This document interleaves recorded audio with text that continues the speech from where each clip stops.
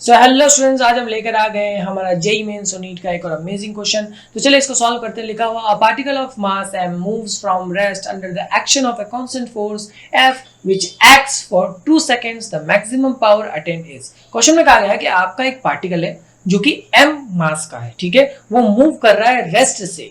जब वो रेस्ट में था फिर उसके ऊपर एक फोर्स लगी, फिर वो मूव करना स्टार्ट हो गया। कितनी देर के लिए? t बराबर 2 सेकंड के लिए। तो इस चीज को मुझे ध्यान रखना होगा। तो चलिए शुरू करते हैं और हमें पूछना है कि मैक्सिमम पावर यानी कि टोटल अधिकतम शक्ति कितनी है, मैक्सिमम पावर कितनी है। तो चलिए निकालते हैं, आराम से निकाल सकते हैं। अगर मैं बात करूं तो मेरा पार्टिकल पहले रेस्ट में था, यानी कि मेरी इनिशियल वेलोसिटी 0 थी, फाइनल वेलोसिटी तो मेरी v हो जाएगी। तो चलिए शुरू करते हैं। हम फर्स्ट इक्वेशन का यूज करते हैं न्यूटन की, जिसका होता है v = u + at। ओके, तो u मेरा अगर 0 हो गया तो मेरे पास बचा कितना? सिर्फ 80। तो मेरे पास v कितना हो गया? 80। ओके, t बराबर कितना? 2 सेकंड पे, यानी कितना हो गया? 2a।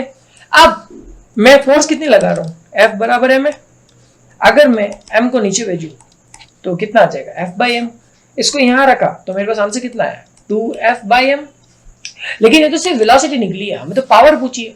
तो पावर का एक फॉर्मूला जो कि मैं आपको बता चुका हूं, जिसका नाम होता है P = F.V।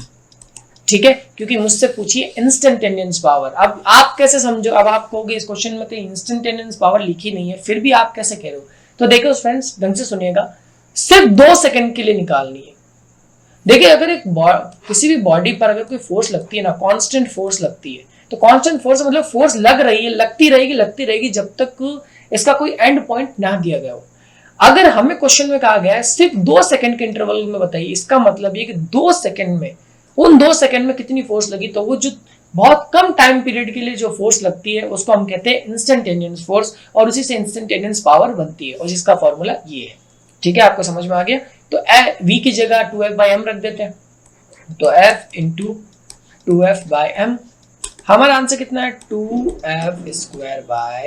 क्या मेरे पास कोई ऑप्शन दिया हुआ? बिल्कुल, ऑप्शन नंबर डी मेरा बिल्कुल सही है। तो आई होप सो आपको समझ में आया होगा ये क्वेश्चन कैसे हुआ। मिलता है नेक्स्ट वीडियो में। सब्सक्राइब करें, लाइक करें और शेयर करना